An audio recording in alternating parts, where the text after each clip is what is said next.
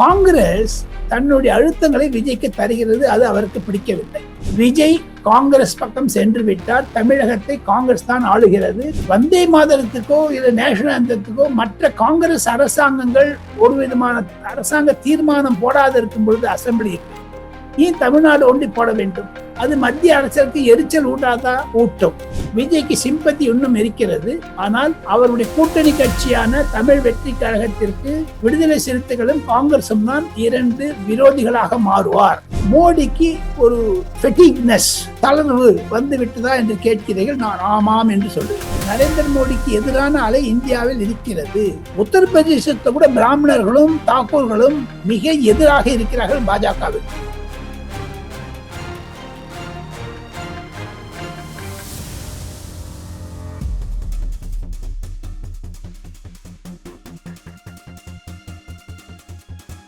வணக்கம் தென்னவன் மீடியா நண்பர்களே. நம்ம இந்த சேனலை ஆரம்பித்து 7 மாதம் ஆக போகுது. உங்களுக்கு எல்லாருக்கும் தெரியும். 7 மாதமா நம்ம மிக வேகமாக வளர்ச்சி அடைஞ்சு இப்போ 40,000 சப்ஸ்கிரைபர்ஸை ரீச் பண்ணியிருக்கோம். இந்த வளர்ச்சிக்கு நாங்கள் இது வரைக்கும் எந்த நிதி உதவியோ இல்லாட்டி யார்கிட்டையும் போய் ஒரு பண ஆதரவோ நம்ம கேட்டதில்லை, இப்பயும் கேட்க போகிறதில்ல. ஆனால் எங்களுக்கு உங்களுடைய சப்ஸ்கிரிப்ஷன் இன்னும் நிறைய தேவை. இந்த சேனலை சப்ஸ்கிரைப் பண்ணாமல் பார்த்துட்டு இருக்கிற வியூவர்ஸ், நீங்கள் முக்கியமாக நீங்கள் சப்ஸ்கிரைப் செஞ்சு மேலும் ஆதரவு தாருங்கன்னு அன்போடு கேட்டுக்கிறேன். வணக்கம் தென்னவன் மீடியா நண்பர்களே. நீண்ட இடைவேளைக்கு பிறகு இன்று நம்முடன் திரு டெல்லி ராஜகோபாலன் அவர்கள் எழுந்திருக்கிறார்கள். அவர்களை வரவேற்போம். வணக்கம் சார். நமஸ்காரம். நமஸ்காரம். வணக்கம். நமஸ்காரம். நமஸ்காரம் சார். தங்களுடைய ஆணையின்படி, வேண்டுகோளின்படி எந்த விவாதத்தை நான் ஆரம்பித்தாலும் இறை வணக்கம் செய்து தங்களுடைய தென்னவன் மீடியா நேயர்கள் அனைவரையும் மனதில் கொண்டு ஒரு பிரார்த்தனை, குடும்பம் செழிக்க, ஒழுமம் வளர, மற்ற ஆண்டவன் அருள் புரிய, தென்னாடுடைய சிவனே போற்றி எந்நாட்டவர்க்கும் இறைவா போற்றி ஓம் நமச்சிவாயா என்று இன்று சிவராத்திரியின் தினத்தில் சிவபெருமானை நினைத்து, சிவதண்டவத்தை நினைத்து, அதுவும் வைணவ பெரியவர்கள் மற்றும் ஆதீனங்களை எல்லாம், கிராம தேவதைகளை எல்லாம் நினைத்து, வங்க கடல் கடைந்த மாதவனை கேசவனை திங்கள் திருமுகத்து செயலியா சென்றிரஞ்சி அங்கை பறைகொண்டு ஆற்ற அனுமதிவை பண்டுபல் என்றெல்லாம் திருப்பாவில் வரக்கூடிய கடைசி பாசுரத்தை நினைத்து, மற்றும் நாயன்மார்கள் ஓதிய திருவாச்சகம், திருப்பாவில் எல்லாத்தையும் மனசுல வச்சுட்டு கந்த சஷ்டி மனசுல வச்சு ஆரம்பிக்கிறது. சிவகுமார், கேட்கலாம் நீங்க கேள்வி, நான் பதில் சொல்றேன் சார். சார், தமிழ்நாட்டு அரசியல பல விதங்கள்ல டெல்லியில இருந்து தான் முடிவாருது அப்படிங்கிறது ஒரு விதமா நம்ம எல்லாருக்கும் புரிஞ்சுக்கிற விஷயம். ஸோ இப்ப பாஜக விஜய் அவர்களை அவருடைய கரூர் சிபிஐ வழக்குல ஒரு மாதிரி சிக்க வச்சு தாவேகாவை உடைக்கிற அளவுக்கு போகலாம் அப்படின்னு நக்கீரன்ல ஒரு ரிப்போர்ட் வருது. ஆனா அதே சமயத்துல தாவேகா அரசு திருப்பி நீட் எதிர்ப்பு, எஃப்சிஆர்ஏ மத்திய அரசுக்கு எதிரான தீர்மானங்களை ரொம்ப வேகமா போறதுல குறிப்பா இருக்கு. ஸோ டெல்லியோட பாஜக பார்வையில இப்ப அவங்களுக்கு மெயின் எதிரி யார் சார்? தாவேகாவா, திமுகவா? ஸோ விஜய் காங்கிரஸ் கேம்புக்கு போயிடுவாரா அப்படிங்கிற ஒரு பயத்துல பாஜக ஏதாவது ஒரு விஷயங்களை நெருக்கமா அவருக்கு நெருக்கடி கொடுக்குற மாதிரி செய்யக்கூடிய வாய்ப்பு இருக்கா? தென்னவன் நேயர்களுக்கு ஒரு புதிய செய்தி என்ன என்று கேட்டால், பாஜகவைத்தான் தமிழ் வெற்றி கழகம் கொள்கை எதிரி என்று சொல்லிவிட்டது. அரசியல் எதிரி திராவிட முன்னேற்ற கழகம். அதே மாதிரி பாஜக கண்டிப்பாக விஜய் அவர்களை எதிர்க்கும் கட்சி ரீதியாக. ஆனால் தமிழ்நாடு ஃபர்ஸ்ட் என்று சொல்லக்கூடிய மாண்புமிகு முதல்வர் விஜய் அவர்களுடைய அணுகுமுறையை, இந்தியா ஃபர்ஸ்ட் என்று சொல்லக்கூடிய அந்த அணுகுமுறையை கையாண்ட 140 கோடி மக்களுக்கு பிரதமராக இருக்கக்கூடிய நரேந்திர மோடிக்கும் விஜய்க்கும் அரசாங்க ரீதியில் நன்றாக தொடர்பு வந்துவிட்டது. விஜய் அவர்கள் தமிழ்நாடு வளர்ச்சிக்கு எது கேட்டாலும் கொடுக்க தயார். காரணம், மத்திய அரசாங்கத்துடன் மோதல் போக்கை நான் கடைபிடிக்க மாட்டேன் என்று பதவி பிரமாணம் எடுத்த அன்றே சொன்னதினாலும், தொடர்ந்து பதவியில் வகிக்கக்கூடிய அளவில் சொல்லுவதனாலும், மத்திய அரசிற்கும் மாநில அரசிற்கும் தொடர்பு ஒன்று, மத்திய ஆளுங்கட்சிக்கும் தமிழக ஆளுங்கட்சிக்கும் கொள்கை எதிரி விரோதியாகத்தான் இருக்கும். ஆனால் தாங்கள் கேட்டீர்கள் காங்கிரஸ் பூந்து விட்டுதான் விட்டு. இப்பொழுது தமிழக சட்டமன்றத்தில் நடக்கக்கூடிய நடவடிக்கை எல்லாம் பார்த்தால் விஜய் அவர்களுடைய அமைச்சர்கள் செட்டில் ஆக ஆரம்பிச்சிட்டாங்க. அதாவது 3 மாதம் ஆகிவிட்டது. கொஞ்சம் கொஞ்சமா தன்னுடைய பணிக்கு திரும்புகிறார். அதை பணியை கொண்டு கற்றுக்கொண்டு விட்டார்கள். தமிழ்நாட்டில் ஊழல் இருக்கக்கூடாது என்று, ஊழல் இல்லாத அரசு என்று டெல்லியில் கூட பரவலாக பேசுகிறார்கள், அனைவரும் பாராட்டுகிறார்கள். இந்த பாராட்டுக்கடையிலேயே தமிழக சட்டசபையினுடைய நடவடிக்கைகளை அடுத்த நிமிடமே டெல்லியோ, வாஷிங்டனோ, சியாட்டலோ, லண்டனோ, சிட்னியோ, மெல்போர்னோ இல்ல இலங்கையோ என்று இந்த உலகத்தில் இருக்கக்கூடிய அனைத்து இடங்களிலும் பார்க்க முடிகிறது. Thanks to Vijay, thanks to chief minister, also JCD Prabhakaran சபாநாயகர். இந்த பின்னணியில பாத்தீங்கன்னா சிவகுமார், காங்கிரஸ் தன்னுடைய அழுத்தங்களை விஜய்க்கு தருகிறது. அது அவருக்கு பிடிக்கவில்லை. உதாரணத்துக்கு சொல்ல வேண்டும் என்றால், மன்டோக் சிங் அலுவாலியா தலைமையில் ஒரு கமிட்டி போட்டிருக்கிறார்கள், வரவேற்கத்தக்கது. அதில் பல பொருளாதார மேதைகளை வைத்திருக்கிறார்கள். ஆனால் அரவிந்த் சுப்பிரமணியம் என்று சொல்லக்கூடிய முன்னாள் சீஃப் எக்கனாமிக் அட்வைசர் மற்றும் பல ஆர் கோவிந்தராஜன் போன்றவர்கள் எல்லாம் தமிழகத்தில் இருந்து தேர்ந்தெடுக்கப்பட்ட பிரவீன் சக்கரவர்த்தி என்று சொல்லக்கூடிய காங்கிரஸ் தலைவர் விஜய்க்கும் காங்கிரசுக்கும் இடையே இருக்கக்கூடிய தூதுவராக இருந்தாலும், பிரவீன் சக்கரவர்த்தி கொடுத்த பட்ஜெட்டினுடைய ஒரு டேட்டா ஸ்பேர்ல தான் தமிழ்நாடு பட்ஜெட் வந்தது என்று அவரும் சொல்லிக் கொண்டிருந்தாலும், அவர்தான் இப்பொழுது தமிழ்நாடு அரசிற்கும் மத்திய அரசிற்கும் பாலமாக இருக்கிறார். காரணம், ஹிந்தி புரிந்தது, தெரிந்தது. நிர்மலா சீதாராமனையும் பார்த்திருக்கிறார், மத்திய நிதியமைச்சரும். தமிழ்நாட்டுக்கு அதிக பணம் என்றெல்லாம் கேட்டிருக்கிறார், வரவேற்கத்தக்கது. ஆனால் காங்கிரசுடைய ஆதிக்கம் இருப்பது எப்படி என்று கேட்டால், நீட்டு தேர்வுக்கு எதிரான தீர்மானம் தவிர டீலிமிட்டேஷனுக்கு தீர்மானம், வந்தே மாதரத்துக்கு தீர்மானம். ஆனால் காங்கிரஸ் கைப்பாவையாக இருக்கிறாரோ விஜய் என்றால் இல்லை என்று நான் சொல்ல முடியும். இதுல பாருங்க, மேகதாது பத்தி ஒரு ரெசல்யூஷன் இல்லை என்று திமுக கூறுவது சரி. இது நான் எல்லா பக்கமும் பேசுறேன்னு நினைச்சுக்காது. என்னுடைய ஸ்டாண்ட் என்னன்னு கேட்டீங்கன்னா சிவகுமார், விஜய் காங்கிரஸ் பக்கம் சென்று விட்டார். தமிழகத்தை காங்கிரஸ் தான் ஆளுகிறது. அண்டை மாநிலங்களான கேரளா சதீஷன் திருவனந்தபுரத்தில் இருந்து தன்னுடைய அமைச்சர் ரமேஷ் சென்னித்தலாவை அனுப்பி வைத்தார். ஆனா அதே சமயத்தில் கர்நாடகா முதலமைச்சர் பெங்களூரு வராதே என்று சொல்லிவிட்டார். ரேவந்த் ரெட்டி தெலுங்கானா முதலமைச்சர், பழக்கம் இருந்தாலும் ரேவந்த் ரெட்டி தமிழ்நாட்டில் அவ்வளவான ஒரு அழுத்தம் இல்லை என்றாலும் 3 மாநிலத்தில் முதலமைச்சர்கள் காங்கிரஸ் இருக்கிறார்கள். 2029 மத்திய ஒரு எண்ணத்தில் கொண்டு தென்னகத்தில் இருக்கக்கூடிய அனைத்து சீட்டுகளையும் காங்கிரஸ் வின் பண்ணணும் என்று ராகுல் காந்தி கனவு காண்கிறார் 2029 லோக்சபா தேர்தலில். இப்ப பாருங்க சிவகுமார், வந்தே மாதரத்துக்கோ இல்ல நேஷனல் ஆந்தத்துக்கோ மற்ற காங்கிரஸ் அரசாங்கங்கள் ஒரு விதமான அரசாங்க தீர்மானம் போடாத இருக்கும் பொழுது அசம்பிளி இல்லை, ஏன் தமிழ்நாடு ஒண்டி போட வேண்டும்? அது மத்திய அரசுக்கு எரிச்சல் ஊட்டாதா? ஊட்டும்.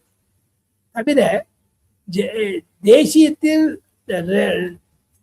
செங்கோட்டையில் இருந்து 15ஆம் தேதி, நாளை மறுநாள் பிரதமர் 15ஆம் தேதி அன்று பேச இருக்கிறார். அப்பொழுது வந்தே மாதரம் பாட இருக்கிறது. முழு பாட்டும் 6 நிமிஷம் பாட போறாங்க. அது ஒரு தேசியத்தையும் தேசியத்தினுடைய பக்தியையும், நேஷனலிசம், அது தேசபக்தியை அறிமுகப்படுத்துகிறது. ஆனால் அது தமிழ்நாடு விதிவிலக்கு இல்லை என்றாலும், தமிழகத்தில் இருக்கக்கூடிய சில மந்திரிகளுடைய துடிச்சலான போக்கு என்பது துடிப்பான போக்கு, அது விஜய்க்கு எதிர்வினையாக ஓரிரு மாதத்தில் ஓரிரு வருடத்தில் மாறும். இன் டோட்டாலிட்டி பாத்தீங்கன்னா விஜய்க்கு ஆபத்து. இந்த 5 வருஷம் நன்னா பூர்த்தி பண்ணிடுவார், இன்னும் 5 வருஷம் இருப்பார் என்ற ஒரு எண்ண தோற்றங்கள் இருந்தாலும் விஜய்க்கு சிம்பத்தி இன்னும் இருக்கிறது. ஆனால் அவருடைய கூட்டணி கட்சியான தமிழ் வெற்றி கழகத்திற்கு விடுதலை சிறுத்தைகளும் காங்கிரசும் தான் 2 விரோதிகளாக மாறுவார் கூடிய வரவில்.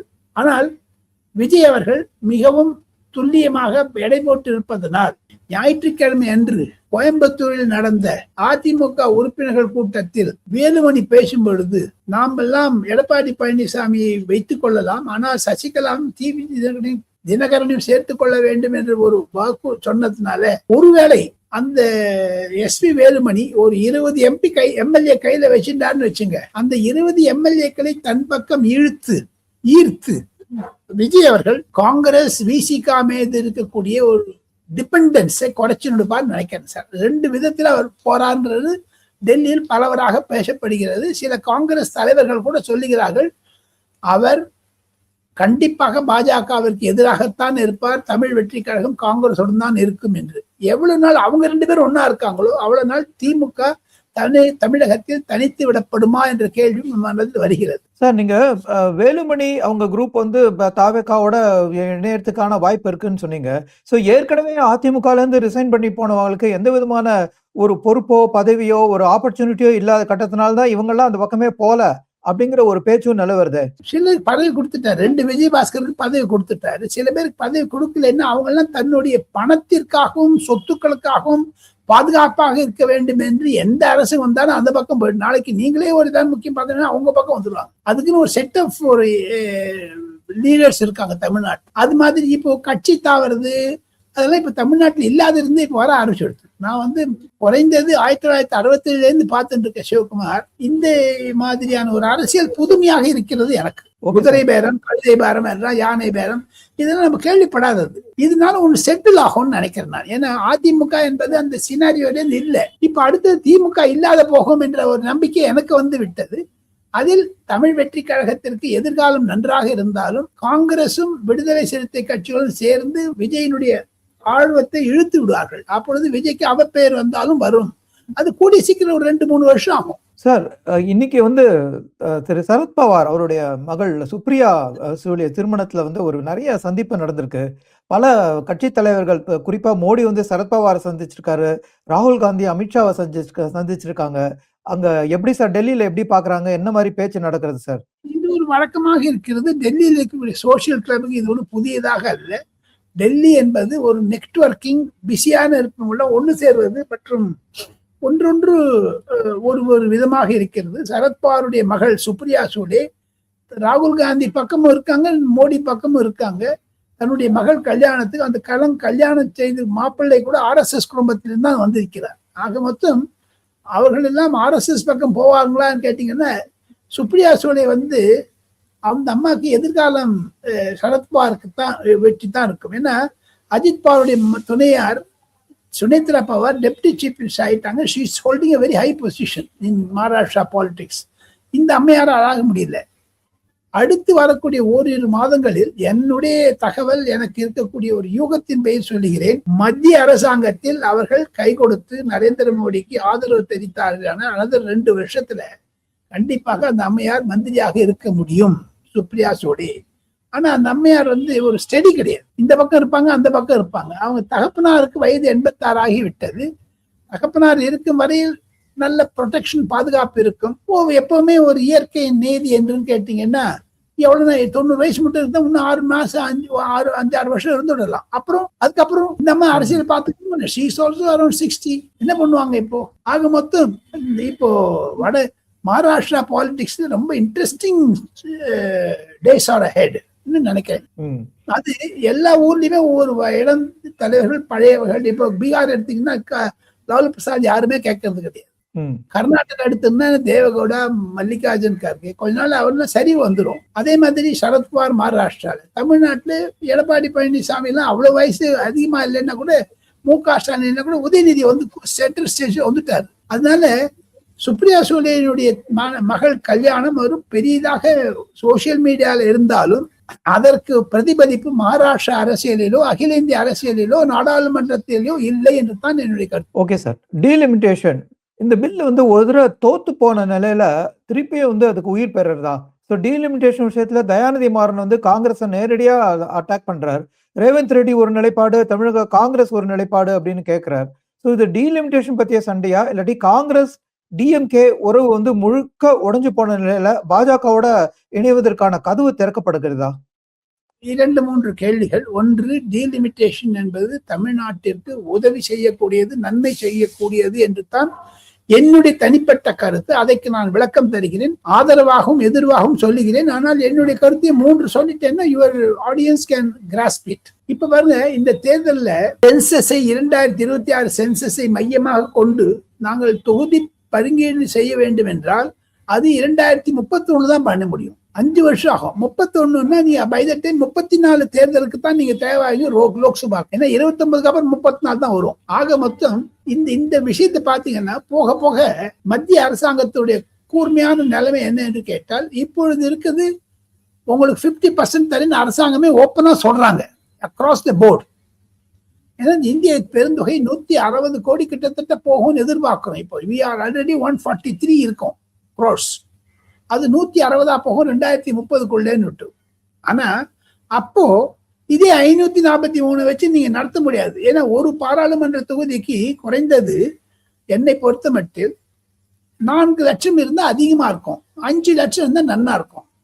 இப்ப பாருங்க பீகார்ல 30 லட்சம் உள்ள ஒரு பார்லிமெண்ட் கான்ஸ்டிடுவன்சி இருக்கு. அந்த மாதிரி நிகழ்ல போனீங்கன்னா தூரம் இருக்கு, டிஸ்டன்ஸ். இப்போ மலைப்பாங்கான இடங்களில் உத்தராகண்ட்ல போனீங்கன்னா ஒரு ஓட்டு இங்க இருக்கும், 10 ஓட்டு இன்னொரு 50 கிலோமீட்டர் தள்ளி இருக்கும். அதையெல்லாம் சீர் செய்ய வேண்டும்.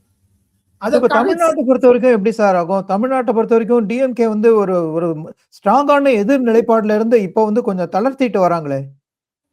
காரணம் என்ன என்று கேட்டால் அவர்களுடைய கோரிக்கை மத்திய அரசாங்கம் ஏற்கும் போல இருக்கிறது. என்ன அவங்க இந்திய கூட்டணியில் இருந்த பொழுதே 50% அக்ராஸ் த போர்டு கொடுங்கன்னு கேட்டாங்க.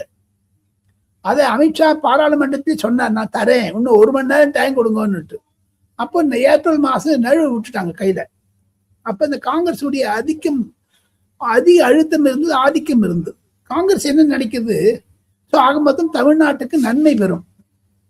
காங்கிரஸ் என்ன நினைக்கிறாங்க, இப்ப 543 99 தான் வருது, 100 தான் வருது அவங்களுக்கு 3 தேர்தல்களாக 15 வருடங்களாக.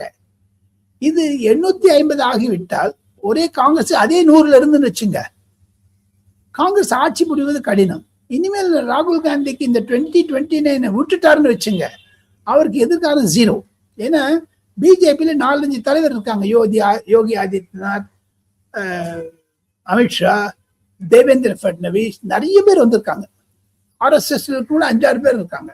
இந்தியாவிலேயே முதல் முறையாக 2-3 ஜனாதிபதிகளை பெற்றது எதிர்கட்சி பாரதிய ஜனதா கட்சி. அடல் பிஹாரி வாஜ்பாய்க்கு அடுத்தது நரேந்திர மோடி 15 வருடம் இருந்து விட்டார், 13 நாளையோட.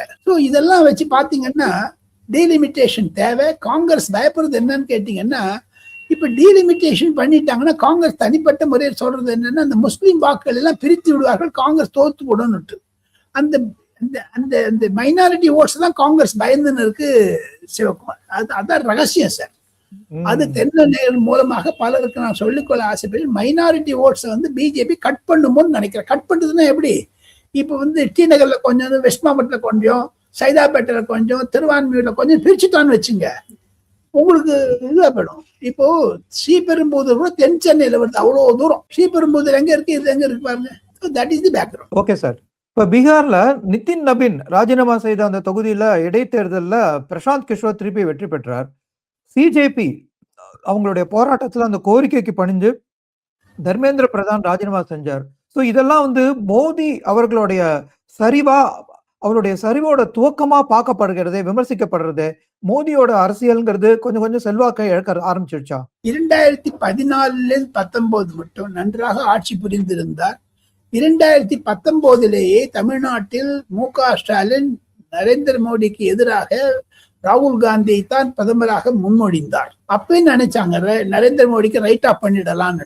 நரேந்திர மோடி பதவி காலம் முடிந்து விட்டது, காங்கிரஸ் வந்து எடுத்துன்னு சொல்லி 350 சீட்டை வந்தார். 2019 முடிஞ்சு 24 வந்து சரிவு ஏற்பட்டது. 400 வரும் சொன்னா 240 தான் வந்து. காங்கிரஸ் 400 வரும்னு சொன்னாங்க, அவங்களுக்கு 100 கூட வரல. இந்த விஷயத்த பாத்தீங்கன்னா ஒரு பின்னணி என்னன்னு கேட்டீங்கன்னா, மோடிக்கு ஒரு ஃபெட்டிக்னஸ், தளர்வு வந்து விட்டதா என்று கேட்கிறீர்கள். நான் ஆமாம் என்று சொல்லுவேன். நான் நரேந்திர மோடியினுடைய ஆழ்ந்த பக்தன், அவரை ஆதரிப்பவன். இன்றல்ல நேற்றல்ல, 1995 அவரை அறிந்தவன் நான். as a general secretary of BJP. உஷாபாவ் Thackeray இருந்த பொழுதும், ஜனா கிருஷ்ணமூர்த்தி இருந்த பொழுதும், LK அத்வானி அவர்கள் இருந்த பொழுதும் இவர் பொதுச் செயலாளராக இருந்தார். அன்றிலிருந்து 9 அக்பர் ரோட்டில் நான் பார்த்த பழக்கம். நன்றாக புரிந்தவர், தெரிந்தவர், நன்றாக அரசியல் செய்பவர். அவரை ஜடால்னு ரைட் ஆஃப் பண்ண முடியாது. காரணம், 25 வருடங்களில் எந்த எதிர்கட்சி தலைவரும் இந்திய அரசியல் இருப்பவர்களுக்கு ஒரு இல்லாத ஒரு இது, ஒரு போக போக ஒரு சிச்சுவேஷன் கண்டிப்பாக நரேந்திர மோடிக்கு எதிரான அலை இந்தியாவில் இருக்கிறது. ஆனால் எந்த கிரைசிஸையும் ஆப்பர்ச்சுனிட்டியா கன்வெர்ட் பண்ணிப்பார். முஷ்கிலுக்கு முகாபத் கர்னா, அதாவது ஏதாவது ஒரு ஹாட் டைம் இருந்தா கூட அதை ஃபேஸ் பண்ணணும்னு நினைக்கக்கூடியவர் நரேந்திர மோடி. அவருக்கு ஆட்சி புரிவதிலும் கட்சி நடத்துவதிலும் அதிக ஒரு பயிற்சி இருக்கிறது RSS மூலமாக. அதனால 2029 அவர் தோத்து போயிட்டார், உடனே ராகுல் காந்தி பிரைம் மினிஸ்டர் ஆயிட்டாரு அப்படின்லாம் கனவு காண்பது தவறு. நிதின் நபீனை பற்றி கேட்டீர்கள், கண்டிப்பாக அது உட்கட்சி பூஷன்னா தோல்டு போட்டது. அது நிதின் நபீனுக்கே ஒரு பெரிய ஒரு இழப்பு, கரும்புள்ளி, யாரும் இல்லைங்களே. இன்னொன்னு கேட்கிறேன் சிவகுமார், நீங்களும் அரசியல் நிறைய பார்த்துன்னு வந்திருக்கீங்க. டிடிவி தினகரன் ஜெயிச்சார் ஆர்கே நகர்ல இருந்து. அப்போ திமுக டெபாசிட் போயிடுச்சு. 2017 முதலமைச்சராக யோகி ஆதித்யநாத்தை முன்னிறுத்தினார்கள். யோகி ஆதித்யநாத்தை முன்னிறுத்திய பொழுது உத்தரப்பிரதேசத்தில் கண்டிப்பாக பாஜக வராது என்றெல்லாம் சொல்லிக் கொண்டிருந்தார்கள். பாஜக வந்து விட்டது. அதனால் அவர் ராஜினாமா செய்தார் தன்னுடைய எம்பி பதவியை. 2017 யோகி ஆதித்யநாத் கோரக்பூர் என்ற இடத்தை பாஜக இழந்து விட்டது. அங்கு சமாஜ்வாதி பார்ட்டி ஜெயிச்சு விட்டது. அதனால அடுத்து வரக்கூடிய அந்த பொது தேர்தல்ல, இடைத்தேர்தல்ல பிஜேபி வெயிட் பண்ணிட்டு. ஆனா 2019 ராம்கிருஷ்ணன் அந்த சினிமா நடிகர் ஜெயிச்சிட்டார். 2024 ஜெயிச்சிட்டார் ராம்கிருஷ்ணன். அவர் போஜ்புரியினுடைய பெரிய சினிமா ஆக்டர், அந்த ஊரை சேர்ந்தவர். அதனால ராகுல் காந்தி தோத்து போயிட்டார். வயநாட்டுல ஜெயிக்கலையா, இந்திரா காந்தி தோத்து போயிட்டார். ஆனா நிதின் நபீன் தோக்கல, அவருடைய ஐடென்டிஃபை பண்ண ஆள் தோத்து போயிட்டாரு. இழப்பு யாரும் இல்லைங்கிற. பிரசாந்த் கிஷோர் எப்படி வின் பண்ணார்? அங்க மேல்குடி மக்கள் அதிகமாக பாஜகவிற்கு ஓட்டு போடவில்லை. காரணம், யூஜிசியில முந்தைய முற்போக்கு ஃபார்வர்ட் கம்யூனிட்டிக்கெல்லாம் முற்போக்கு, அதாவது எப்படி சொல்லுவாங்க தமிழ்ல எனக்கு, ஃபார்வர்ட் கம்யூனிட்டிக்கு ரிசர்வேஷன் எடுத்துட்டேன்னு சொல்லிட்டு யூனிவர்சிட்டி கிராண்ட்ஸ் கமிஷன் சொன்னதுனால அதெல்லாம் உத்தரப்பிரதேசத்தை கூட பிராமணர்களும் தாக்கூர்களும் மிக எதிராக இருக்கிறார்கள் பாஜகவிற்கு, இந்த ஓபிசி பாலிடிக்ஸ் பண்றதுனால. இப்ப பாருங்க, பிஜேபி அதெல்லாம் மேற்கொண்டு வந்தாச்சு. ஒரு தேர்தலில் தோல்வி அடைந்ததனால் அடுத்த தேர்தலில் வெற்றி பெறுவதோ தோல்வி அடைவதோ அதெல்லாம் பொதுமக்களுடைய விருப்பம், மக்கள் தீர்ப்பு, மகேசன் தீர்ப்பு என்றாலும் ஒரு சோத்துக்கு ஒரு சோறு, ஒரு பானைக்கு ஒரு சோறு பதம் என்ற ரீதியில் போனீர்களே ஆனால் அது அரசியலில் அமலாக்க முடியாது. ஒரு பானை சோறும் போயிட்டுன்னா கூட ஒரு நாள் தடாலும் ஒரு பானை சோறு நன்னாயிடும். 2027 எப்படி ஆகும், 2026 எப்படி ஆகும் இப்பெல்லாம் கணிக்க முடியாது என்பதுதான் என்னுடைய கருத்து. அதனால பாஜக தோஞ்சு போச்சு, முஞ்சி போச்சு, ஆட்டம் க்ளோஸ், உடனே இவங்க வந்துட்டாங்க, பாஜக வந்துட்டு தேஜஸ்வி யாதவ் வந்துட்டாரு, ராகுல் காந்தி வந்துட்டான்னு சொல்லுவதெல்லாம் அபத்தம். சார், அண்ணாமலை வெளியேற பிறகு இப்ப தமிழ்நாடு பிஜேபிய டெல்லி ஹைகமாண்ட் எப்படி பாக்குது? சோ இல்ல இன்னொரு பெரிய ரீஸ்ட்ரக்சரிங் வரப்போறதா? ஏன்னா நயனா நாகேந்திர தொடுவாரா, இல்லாட்டி சரத்குமார் பெயர் உண்மையிலேயே லீடர்ஷிப் டிஸ்கஷன்ல இருக்கா? டெல்லியில நீங்க என்ன கேள்விப்படுறீங்க? இன்னும் அவர்கள் இந்த பங்கிப்பூர்ல இருந்து வெளியில வரல, பாராளுமன்றம் எஃப்சிஆர்ல இருந்தும் பிளஸ் நீட்ல இருந்து வெளில வரல, டீலிமிட்டேஷன்ல இருந்து வெளில வரல. அதெல்லாம் முடிச்சுட்டு அப்புறம் தான் அகில இந்திய பாஜக லிஸ்டே வராது இருக்கும் பொழுது தமிழ்நாடை பற்றி அவர்கள் கவலைப்பட மாட்டார்கள். இப்பொழுது நேற்று முன்தினம் அமித்ஷா சென்னை வந்திருந்த போது கூட லோ ப்ரொஃபைல்ல தான் சாமி கும்பிட்டு போயிட்டாரு. அவர் அந்த சாமி கும்பிடணும்னு சொன்னாங்க, கும்பிட்டாரு, போயிட்டாரு. அதனால பாஜகவிற்கு தமிழ்நாடு என்பது அடுத்த ஓரிரு வருடங்களுக்கு முக்கியத்துவம் கிடையாது. அவங்க ப்ரையாரிட்டி லிஸ்ட்ல அது இல்லை. அவங்களுடைய முழு கான்சென்ட்ரேஷன் முழுக்க பஞ்சாப் அண்ட் உத்தரப்பிரதேஷ் எலெக்ஷன் தான். இப்ப பிஜேபி லிஸ்ட் இன்னும் 2 நாள்ல வரும்னு சொல்றாங்க. வந்துடுச்சுன்னா கூட தமிழ்நாட்டு மாறுதல் யாராவது அடிஷன் இருக்கும் என்பதுதான் கருத்து. இப்ப இருக்கக்கூடிய தலைமை நாடு நயனா நாகேந்திர தலைமை நீடிக்கும் என்று தான் சொல்லுகிறார்கள். ஓகே சார், இப்போ டீலிமிட்டேஷன் மூலமா திமுகவும் பாஜகவும் ஒன்னோட ஒண்ணு நெருக்கமா வர வாய்ப்பு வந்தோன்னா, மத்திய அமைச்சரவை மாற்றம் வரும்போது திமுகல இருந்து யாராவது அமைச்சரவையில பங்கேற்பாங்களா? அதுக்கு வாய்ப்பு இருக்கா? ரொம்ப தூரம் நம்ம தொலைநோக்கில் பார்க்கிறோம், சான்சஸ் இருக்கிறது. இருந்தாலும் ஒன்னே ஒன்று கருத்து என்னன்னு கேட்டீங்கன்னா சிவகுமார், காங்கிரஸ் அல்லாத அனைத்து கட்சிகளும் இப்பொழுது திராவிட முன்னேற்ற கழகம் உள்பட அவர்கள் எல்லாரும் நரேந்திர மோடியுடன் தான் இருக்கிறார்கள்.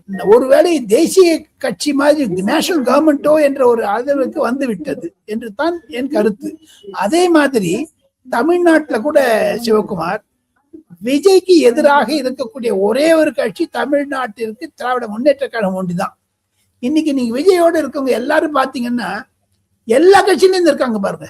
இப்ப திமுக கூட 2 பேரும் போக ஆரம்பிச்சுட்டாங்கன்னா திமுக எல்லாம் இப்போ அது மிக்சர் ஆஃப் ஒரு கட்சி மாதிரி ஆயிடுச்சு. தமிழ்நாட்டில் கூட ஒரு தேசிய கட்சி மாதிரி ஒரு சர்வ கட்சி நேஷனல் கவர்மெண்ட் மாதிரி வச்சுக்கிறார். அதே மாதிரிதான் மோடி இருப்பாரு. என்னை பொறுத்த மட்டும் அதிமுகவும் இருக்கும், திமுகவும் இருக்கும் மோடி அரசாங்கத்தில் என்பதுதான் எண்ணுக்கு. இப்ப தம்பிதுரையே மினிஸ்டர் ஆக்கணும்னு ரொம்ப ட்ரை பண்ணிட்டு இருக்காங்க. அதனால்தான் இப்போ பிஜேபி கூட எடப்பாடி பழனிசாமி தொடர்ந்து பயணம் செய்கிறார். ஒருவேளை பிஜேபிக்கு தேர்ந்து எடப்பாடி தனியா போயிட்டாருன்னா இன்னும் 3 வருஷம் இருக்கு இப்ப தம்பிதுரைக்கு. அவருக்கு வயசே 75-80 ஆயிடுத்து. அதனால அந்த 4 எம்பிக்கள் என்ன செய்வார்கள் என்று தெரியவில்லை. திமுகவிற்கு 8 எம்பி இருக்கிறார்கள். அடுத்த வருஷம் அது குறைஞ்சிரும். அதுக்கு அடுத்த வருஷம் அதுவும் குறைஞ்சிரும். லோக்சபால 2029 விஜயனுடைய எண்ணம் என்ன என்று கேட்டால் திமுக இருக்கிறதை தவிர அது டீலிமிட்டேஷன் ஆகி 60 சீட் வந்தாலும் சரி, இல்ல டீலிமிட்டேஷன் ஆக 40 சீட் வந்தாலும் சரி, அது எப்படி இருந்தாலும் விஜயனுடைய ஆதிக்கம் நாடாளுமன்றத்தில் பிரகாசமாக தெரியும். திமுகவுடைய ஒரு எண்ட் ஸ்டேஜ் இப்போ லோக்சபா ராஜ்யசபா பார்த்தீங்கன்னா அதான் வந்து நெருங்கி கொண்டு வருகிறது என்று நான் கருதுகிறேன். அதனால திமுக திருச்சி சிவாவும் கனிமொழியும் மத்திய அமைச்சரவையில் ஆறுவதற்கு ஒரு உண்டு, சான்சஸ் உண்டு. Okay sir. So Karur stampede CBI investigation பத்தி டெல்லியில ஏதாவது புது மூவ்மெண்ட் இருக்கா? சரி, அது அந்த எஸ்ஐடியுடைய தலைவர் அஜய் ரஸ்தோகி என்பவர் முன்னாள் நீதியரசர், சுப்ரீம் கோர்ட்டுடைய நீதியரசர். அவர் அந்த அறிக்கைகள் எல்லாம் பார்த்து விட்டார். 18,000 பக்கம் உள்ள ரிப்போர்ட் தயார் பண்ணிட்டாலும் கூட இப்பொழுது தமிழ்நாட்டில் விஜய் அவர்கள் முதலமைச்சரான பிறகு சற்று தொங்கி, அதாவது ஸ்லோ டவுன் ஆயிருப்பதாகத்தான் பார்க்கிறேன். காரணம், சிபிஐக்கு பல வழக்குகள் வந்து விட்டது. தென்னகம் இந்தியாவிலிருந்தும் சரி, அகில இந்தியாவிலும் சரி. அதனால இன்னும் 1 மாசத்துக்குள்ள அந்த சார்ஜ் ஷீட் ஃபைல் பண்ணிடுவான்னு சொல்றாங்க. அது சிபிஐ ரீதியாக.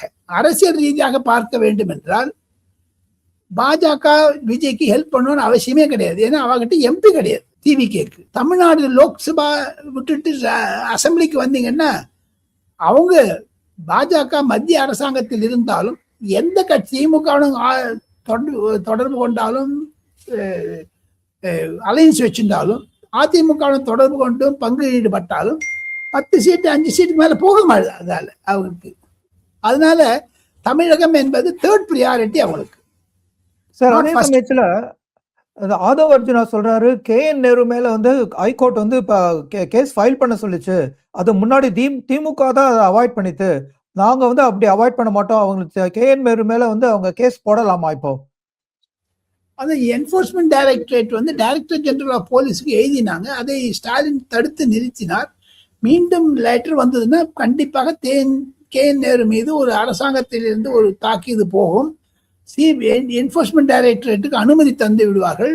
சாங்ஷன் ஃபார் ப்ராசிக்யூஷன் கொடுத்துட்டாங்கன்னா சபாநாயகர் பிரபாகரனும் ஆளுநர் ராஜேந்திரனும் சேர்ந்து கொண்டு கைது போட்டாங்கன்னா KN நேரு மீது விசாரணை தொடரும். அவர் ஜெயிலுக்கு போவது உண்மை. அதாவது 2027 வாக்கில் இருக்கும்னு நினைக்கிறேன். 2-3 மாசத்தை புது வருஷம் வந்தாருமோ இல்லையோ, செப்டம்பர், அக்டோபர், நவம்பர், டிசம்பர் 4 மாசம் முடிஞ்சு வச்சு. So 2027 crucial for DMK. ஏன்னா 2-3 பேரை பண்ணி விட்டுருவாரு. ஃபர்ஸ்ட் உதயநிதி பண்ணி காமிச்சிட்டாரு, அதுக்கு முன்னாடி ஏவாவேலு பண்ணி காமிச்சிட்டாரு. எல்லாருமே அந்த தொங்கல்ல இருக்காங்க பாருங்க, பயந்துட்டே இருக்காங்க பாருங்க. ஆமா சார். வேற ஏதாவது பூச்செண்டு செய்திகள் இருக்கா சார்? ரொம்ப நாள் ஆச்சு உங்கள்கிட்ட இந்த பூச்செண்டு செய்திகள். முக்கியமானது என்ன என்று கேட்டால், தமிழகத்தை பொறுத்த மட்டில் மத்திய அரசாங்கம் நேற்று முன்தினம் நிதின் கட்கரி மூலமாக நான் கேள்விப்பட்டது, நேஷனல் ஹைவேஸ் சென்னையிலிருந்து குமரி வரை 40,000 கோடிக்கு 8 வருஷத்தில் கட்டி முடிக்கிறேன் என்ற ஒரு மாபெரும் சாதனையை தமிழ்நாடு அரசாங்கம் பரிந்துரை செய்ததனால் அவர்கள் ஒப்புதல் அளித்திருக்கிறார்கள் இன் பிரின்சிபிள்.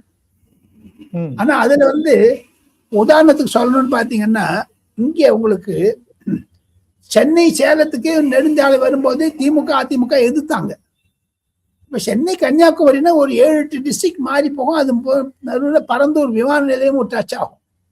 அது மாதிரி இந்த பரந்தூர் விமான நிலையத்துக்கு இடைஞ்சல் வந்ததுன்னா இதுக்கும் இடைஞ்சல் வரும்.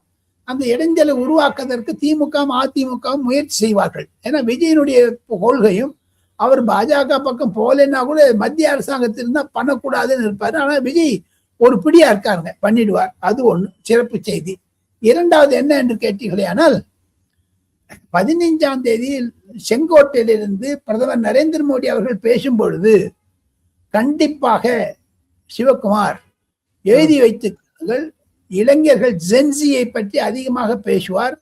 போதாத குறைக்கு நரேந்திர மோடிக்கு இருக்கக்கூடிய ஒரு பின்னணி என்ன என்று கேட்டால், காங்கிரஸை தாக்குவார். பார்த்துங்க, பாராளுமன்றத்தை இவ்வளவு தூரம் நம்ம வாஷ் அவுட் பண்ணதுக்கு காங்கிரஸ் தான் காரணம் என்று காங்கிரஸை நன்றாக சொல்வார். இந்த 2 பூச்செண்டுகள் தான் என்னிடமிருந்து தென்னக நேயர்களுக்கு.